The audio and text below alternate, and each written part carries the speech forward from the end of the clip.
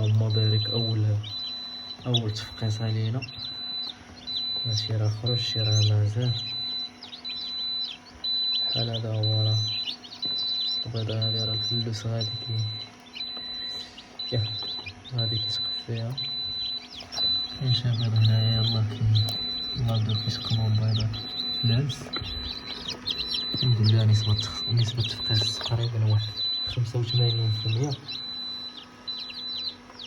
والحمد لله.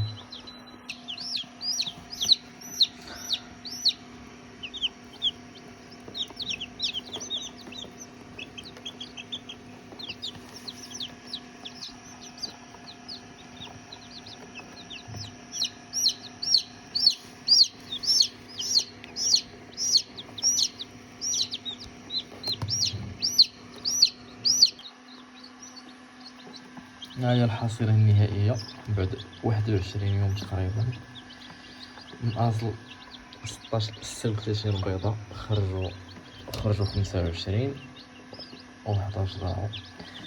حصيلة جيدة بالنسبة لأول تفقيسة الحمد لله. دابا هادا كيتسناو نبداو محطانا، مغاديش نديوهم كاملين، غنخليو شي جوج خرجوا معطلين.